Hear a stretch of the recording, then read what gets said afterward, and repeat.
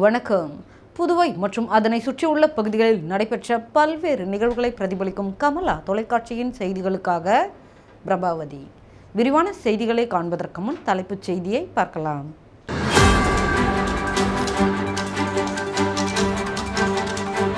கொலை தொடர் வெடிகுண்டு மிரட்டல் எதிரொலி. குற்றவாளிகளின் வீடுகளில் காவல்துறை அதிரடி சோதனை. நாளை நடைபெறுகிறது நீட் தேர்வு. புதுச்சேரியில் 5230 மாணவ மாணவிகள் தேர்வு எழுதுகின்றனர். தொழிற்சாலை ஊழியர்களின் வங்கிக் கணக்கில் தவறுதலாக செலுத்தப்பட்ட 3 லட்சம் ரூபாய் பணம். இனி விரிவான செய்திகள். முத்தியால்பேட்டை பகுதியில் உள்ள ஆதிபராசக்தி ஆலயத்தில் கோடை வெப்பத்தை முன்னிட்டு நடைபெற்ற நீர்மோர் பந்தலை காங்கிரஸ் கட்சி மாநில தலைவர் வைத்திலிங்கம் துவக்கி வைத்தார். முத்தியால்பேட்டை பகுதியில் ஆதிபராசக்தி அம்மன் ஆலயம் உள்ளது. இவ்வாலயத்தில் சித்திரை மாத விழாவை முன்னிட்டு கோடை வெப்பத்தில் இருந்து மக்களை மீட்டெடுக்கும் வகையில் சிறப்பு பூஜை நடைபெற்றது. தொடர்ந்து நீர்மோர் பந்தல் அமைக்கப்பட்டு பொதுமக்கள் மற்றும் பக்தர்களுக்கு வழங்கப்பட்டது. இந்த நிகழ்ச்சியில் காங்கிரஸ் கட்சியின் மேலிட பொறுப்பாளர் கிரிஷ் சோட்டாங்கரை, காங்கிரஸ் கட்சியின் மாநில தலைவரும் பாராளுமன்ற உறுப்பினருமான வைத்திலிங்கம், காங்கிரஸ் சட்டமன்ற கட்சி தலைவரும் லாஸ்பேட்டை தொகுதியின் சட்டமன்ற உறுப்பினருமான வைத்தியநாதன் ஆகியோர் கலந்து கொண்டு சுவாமி தரிசனம் செய்தனர். தொடர்ந்து பக்தர்களுக்கு மோர் வழங்கப்பட்டது. இந்த நிகழ்ச்சியில் காங்கிரஸ் கட்சியின் மாநில நிர்வாகிகள், கமலா அறக்கட்டளை முதன்மை செயலர் ரமா வைத்தியநாதன், இளைஞர் காங்கிரஸ் மாநில தலைவர் ஆனந்த பாபு மற்றும் காங்கிரஸ் கட்சியை சேர்ந்த நிர்வாகிகள் பலர் கலந்து கொண்டனர்.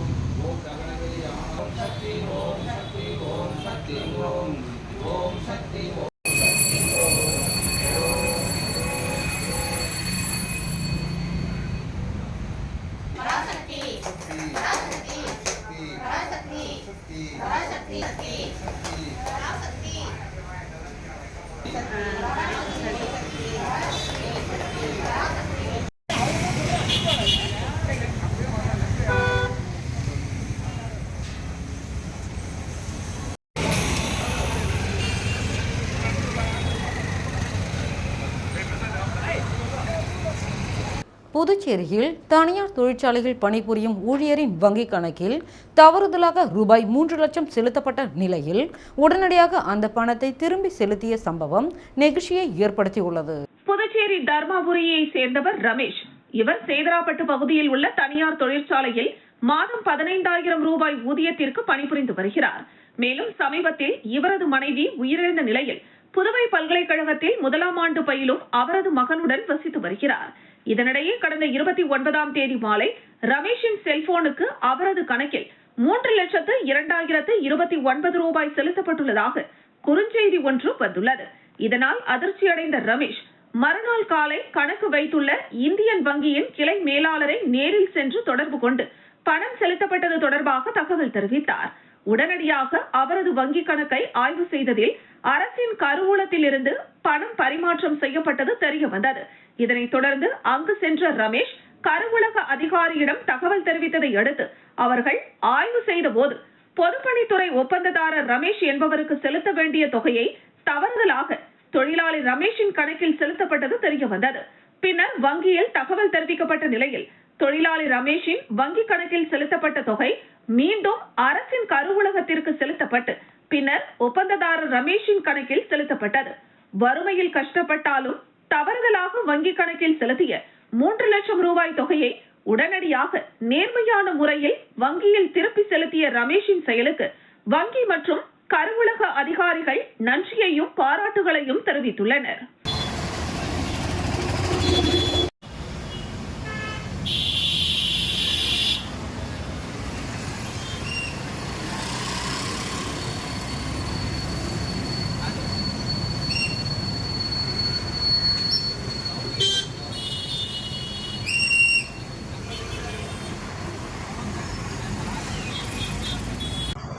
அந்த குறுஞ்செய்தி எங்கேருந்து வந்ததுன்னு தெரியல. எனக்கு பணம் வந்து என்னோடய வங்கி கணக்கில் சேர்ந்துருக்கு.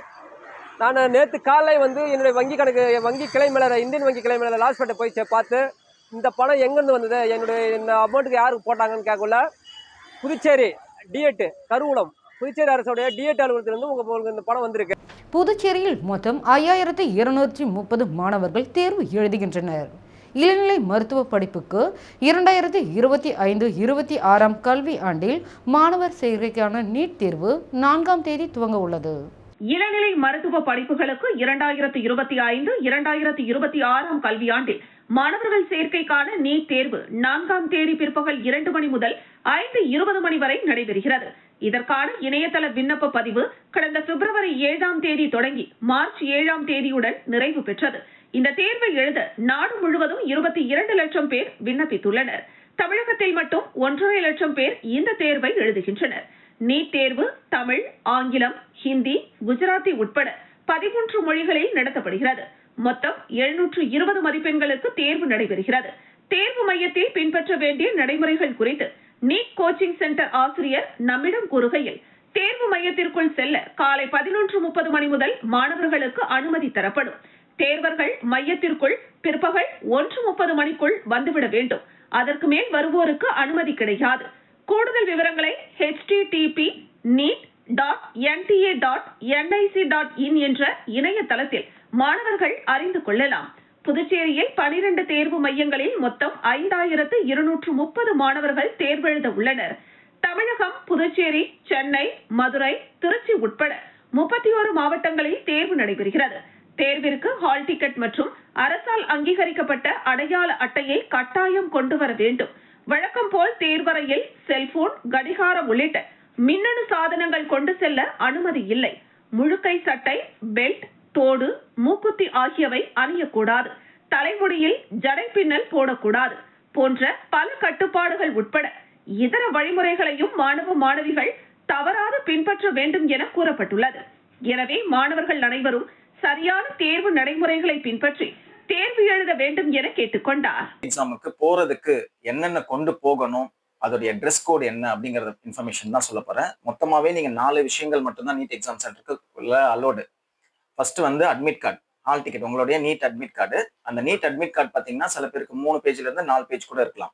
அதுல முதல் பேஜ்ல உங்களுக்கு 3 பாக்ஸஸ் இருக்கும். சம்டைம்ஸ் அது வந்து பிரிண்ட் அவுட்ல செகண்ட் பேஜ்ல கூட வரலாம். அந்த 3 பாக்ஸ்ல வந்து பாத்தீங்கன்னா ஒரு பாஸ்போர்ட் சைஸ் போட்டோவை ஒட்டிக்கணும்.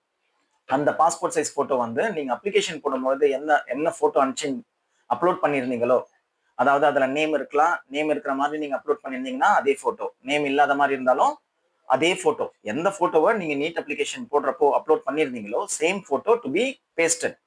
அடுத்தது உங்களுடைய லெஃப்ட் ஹேண்ட் தம்ப் இம்ப்ரெஷன். 3வது பாக்ஸ்ல சிக்னேச்சர்னு இருக்கும், அது இங்க போடக்கூடாது. நம்ம எக்ஸாம் ஹால்ல இன்விஜிலேட்டர் முன்னாடி தான் போடணும். இப்போ 2வது பேஜ்ல பாத்தீங்கன்னா ஒரு பெரிய புதுச்சேரி கம்பன் கழகம் சார்பில் 58ஆம் ஆண்டு தெய்வமா கவி கம்பன் விழா 2025 வருகின்ற 9ஆம் தேதி துவங்குகிறது. புதுச்சேரியில் செய்தியாளர்களை சந்தித்த கம்பன் கழக தலைவர் சிவக்கொழுந்து மற்றும் பாராளுமன்ற உறுப்பினர் செல்வகணபதி ஆகியோர் புதுச்சேரி கம்பன் கழகம் சார்பில் 58வது ஆண்டு தெய்வமா கவி கம்பன் விழா 2025 வருகிற 9ஆம் தேதி நடைபெற உள்ளது. இதனை துணைநிலை ஆளுநர் கைலாஷ்நாதன், முதலமைச்சர் ரங்கசாமி ஆகியோர் தொடங்கி வைக்க உள்ளதாக தெரிவித்தனர். 3 நாட்கள் நடைபெறும் கம்பன் விழாவில் அறிஞர்கள், புலவர்கள், பேச்சாளர்கள், கவிஞர்கள் என கலந்து கொள்ள உள்ளனர். விழாவில் எழிலுரை, தனி உரை, இளையோர் அரங்கம், மாற்றுத்திறன் மாணவர்களுக்கு பரிசுகள் வழங்குதல் உள்ளிட்ட பல்வேறு நிகழ்வுகள் நடைபெற உள்ளது என குறிப்பிட்டனர். கம்பன் விழாவில் முக்கிய நிகழ்வாக சுக்ரீவனோடு வாலி பகை கொண்டது குற்றம் என்ற தலைப்பில் வழக்காடு மன்றம் நடைபெற உள்ளது. இதில் கும்பகர்ணன் சார்பில் உமா தேவராஜன், மாரிசன் சார்பில் விஜயசுந்தரம், இந்திரஜித் சார்பில் பர்வீன் சுல்தானா, நோக்கர்கள் சார்பில் மாது ஆகியோர் கலந்து கொண்டு முறையிடுகின்றனர். இதில் முதல் நாள் தீர்ப்பை எதிர்த்து மேல்முறையீடு நடைபெற உள்ளது.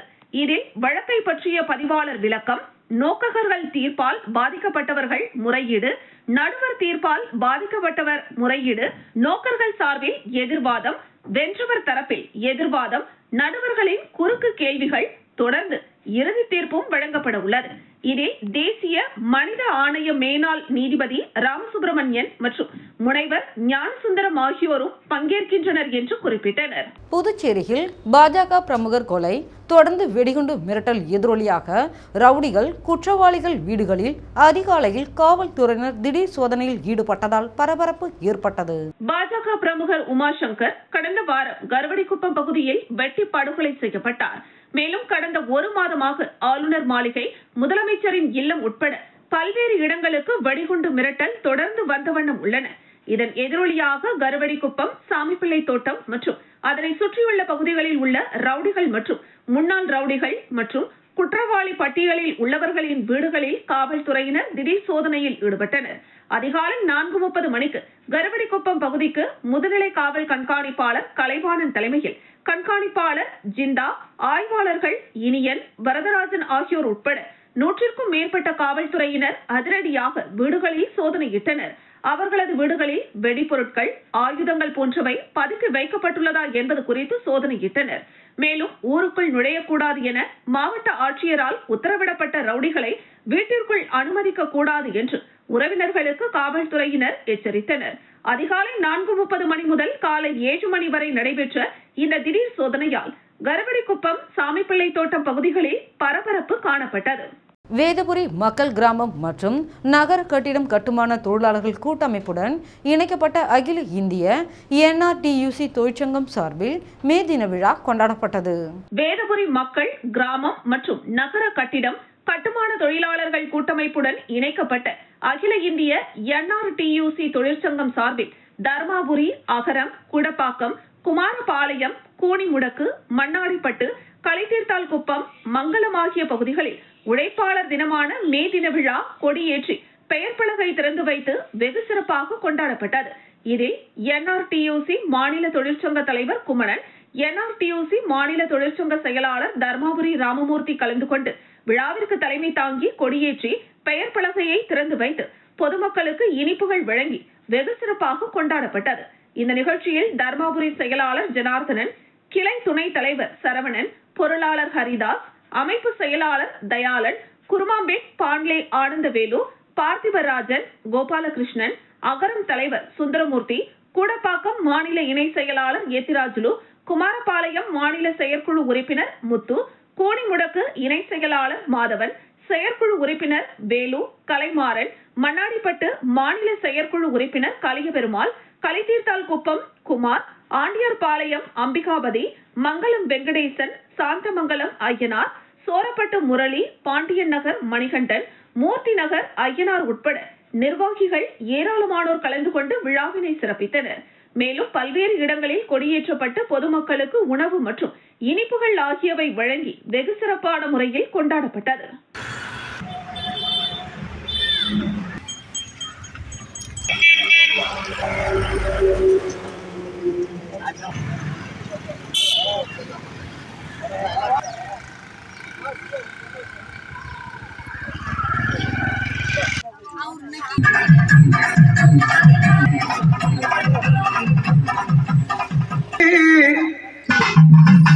அம்மா கட்டி வாரி அம்மா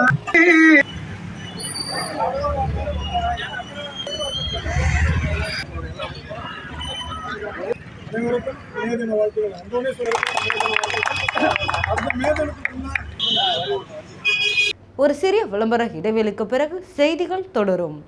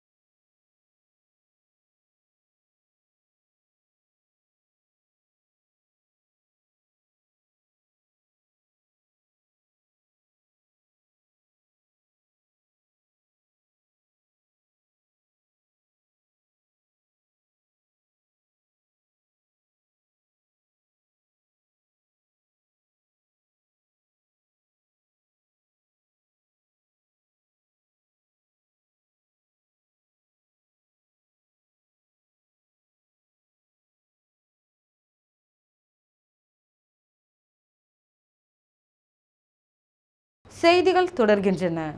வில்லியனூர் அருள்மிகு ஸ்ரீ முத்தாள வாழி மாரியம்மன் ஆலய பிரம்மோற்சவத்தில் 2ஆம் நாள் உற்சவம் வன்னியர் குல மரபினரால் வெகு சிறப்பாக கொண்டாடப்பட்டது. புதுச்சேரி மாநிலம் வில்லியனூர் மேற்கு மாட வீதியில் எழுந்தருளியிருக்கும் அருள்மிகு ஸ்ரீ முத்தாள வாழி மாரியம்மன் ஆலய சடல் பிரம்மோற்சவத்தினை முன்னிட்டு நேற்று முன்தினம் கொடியேற்றுதல் விழா நடைபெற்றது. இதனைத் தொடர்ந்து நேற்று 2ஆம் நாள் உற்சவம் வன்னியர் குல மரபினர்கள் சார்பில் விமர்சையாக நடைபெற்றது. இதில் அம்மனுக்கு அபிஷேக ஆராதனைகள் செய்து மகா தீபாராதனை காண்பிக்கப்பட்டது. இதில் திரளான பக்தர்கள் கலந்து கொண்டு சுவாமி தரிசனம் செய்தனர். தொடர்ந்து இரவு பரசுராமர், பள்ளிக்கொண்ட பெருமாள், காத்தவராயன் ஆகிய சுவாமிகளின் வீதி உலா வெகு சிறப்பாக நடைபெற்றது. முன்னதாக 2ஆம் நாள் உற்சவத்தினை முன்னிட்டு காலை மற்றும் பிற்பகல் சுமார் 2000த்திற்கும் மேற்பட்ட நபர்களுக்கு தட்சிணாமூர்த்தி குடும்பத்தினர் சார்பாக அன்னதானம் வழங்கப்பட்டது. மேலும் இரவு மகாலட்சுமி நுண்கலை கலைக்கூடம் குழுவினரின் கர்நாடக இசை நிகழ்ச்சி நடைபெற்றது. விழாவிற்கு கோவில் நிர்வாக அதிகாரி சரவணன் தலைமையில் Ramasamy,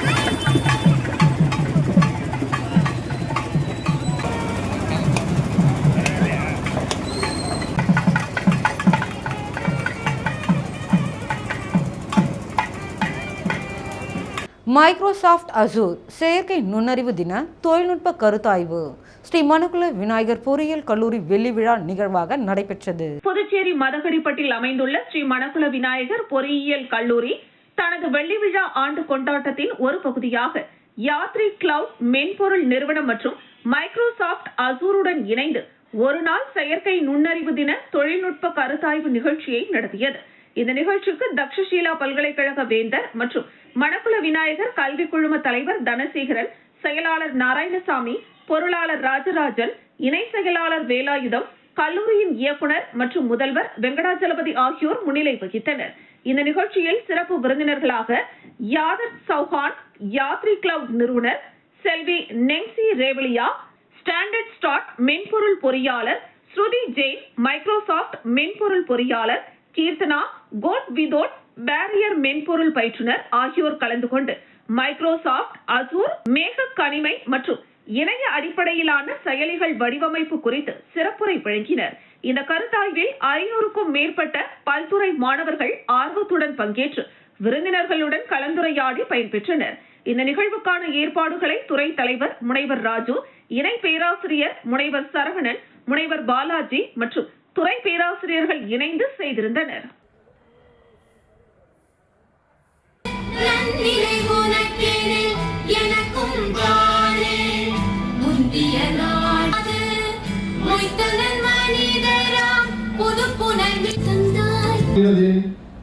Fintech security.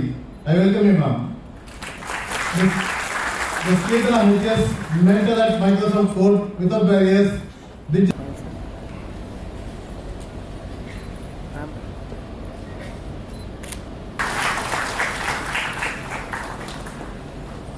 Then you will know this, like these kind of benefits, these kind of, not even just scholarship, these benefits are there, you just need to be aware. Many of you have then you will become intern. After intern you have your job, like first level of. ஒன்றிய அரசு கொண்டு வந்துள்ள புதிய வக்பு திருத்த சட்டத்தை திரும்ப பெற கோரி புதுச்சேரி அனைத்து பள்ளிவாசல் நிர்வாகிகள் கூட்டமைப்பை சேர்ந்த 500க்கும் மேற்பட்டோர் பேரணியாக ஆர்ப்பாட்டத்தில் ஈடுபட்டனர். ஒன்றிய அரசு கொண்டு வந்துள்ள புதிய வக்பு திருத்த சட்டத்தை திரும்ப பெற வலியுறுத்தி பல்வேறு இஸ்லாமிய அமைப்புகள், பல்வேறு கட்சியினர் தொடர் போராட்டங்களில் ஈடுபட்டு வருகின்றனர். அந்த வகையில் புதிய வக்பு திருத்த சட்டத்தை ஒன்றிய அரசு உடனடியாக திரும்ப பெற வலியுறுத்தி புதுச்சேரி அனைத்து பள்ளிவாசல் நிர்வாகிகள் கூட்டமைப்பினர் அதன் தலைவர் நிசார் அகமது தலைமையில் கண்டன பேரணி ஆர்ப்பாட்டத்தில் ஈடுபட்டனர். அண்ணா சாலையில் இருந்து துவங்கிய பேரணி நேரு வீதி, மிஷன் வீதி வழியாக சென்று சட்டப்பேரவை அருகே நிறைவு பெற்றது. இந்த பேரணியில் சுமார் 500க்கும் மேற்பட்ட இஸ்லாமியர்கள் கலந்து கொண்டு கையில் பதாகைகளை ஏந்தியவாறு சென்று ஒன்றிய அரசுக்கு எதிராக கண்டன கோஷங்களை எழுப்பினர். திரும்ப பெறும் வரை போராடுவோம்.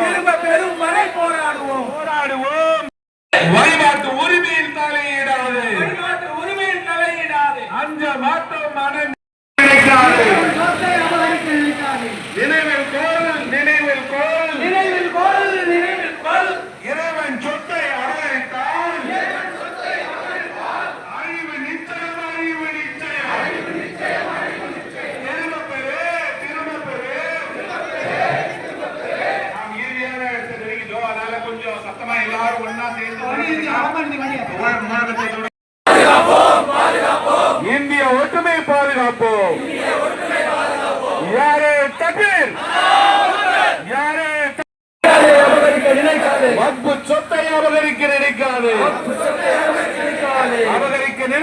அபகரிக்க நினைக்காதே.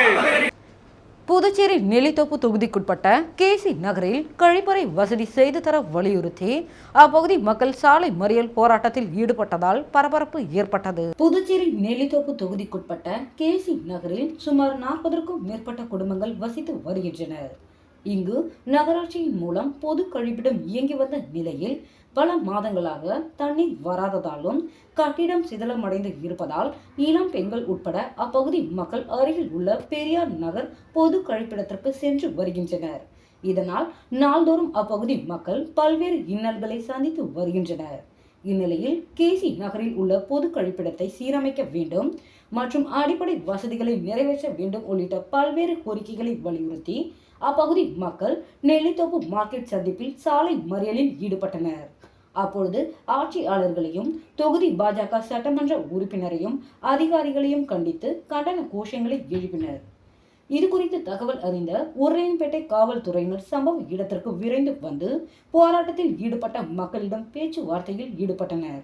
அதிகாரிகளிடம் பேசி உரிய நடவடிக்கை எடுப்பதாக உறுதி அளித்ததை தொடர்ந்து போராட்டம் கைவிடப்பட்டது. கேசி நகர் மக்களின் திடீர் போராட்டத்தால் சுமார் 1 மணி நேரத்திற்கும் மேலாக அப்பகுதியில் போக்குவரத்து கடுமையாக பாதிக்கப்பட்டது.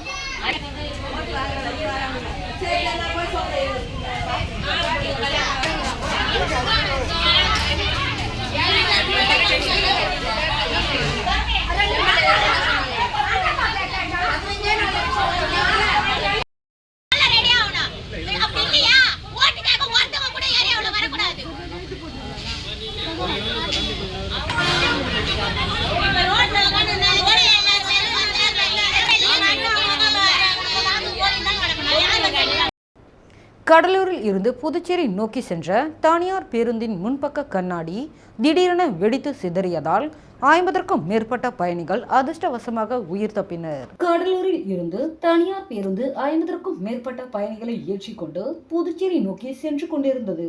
அப்பொழுது தவளக்குப்பம் அடுத்துள்ள பெரிய காட்டுப்பாளையம் அருகே வந்த பொழுது பேருந்தின் முன்பக்க கண்ணாடி எதிர்பாராத விதமாக பயங்கர சத்தத்துடன் வெடித்து சிதறியது. இதில் பேருந்தில் பயணம் செய்த பயணிகள் கூச்சலிடவே சுதாரித்துக் கொண்ட ஓட்டுநர் சாமர்த்தியமாக பேருந்தை சாலையின் ஓரமாக நிறுத்தியதால் பெரும் விபத்து தவிர்க்கப்பட்டது. பேருந்தின் கண்ணாடி வெடித்து சிதறியதில் பேருந்தை ஓட்டி வந்த கடலூரை சேர்ந்த ஓட்டுநர் விமல் படுகாயம் அடைந்தார். அவரை உடனடியாக மீட்டு அரசு மருத்துவமனைக்கு சிகிச்சைக்காக அனுப்பி வைக்கப்பட்டனர். இதனை அடுத்து பேருந்தில் வந்தவர்கள் மாற்று பேருந்தில் ஏறி புறப்பட்டனர். பயணிகளுடன் சென்று கொண்டிருந்த பேருந்தில் முன்பக்க கண்ணாடி வெடித்து சிதறிய விபத்தால் கடலூர் சாலையில் சிறிது நேரம் பரபரப்பு நிலவியது.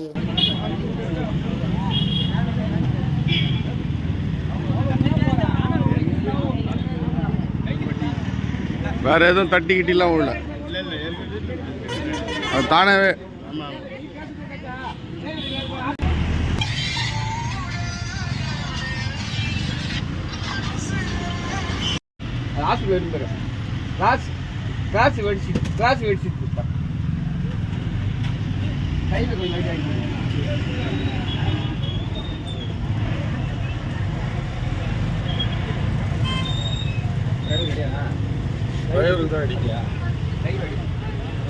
மீண்டும் தலைப்புச் செய்திகள்.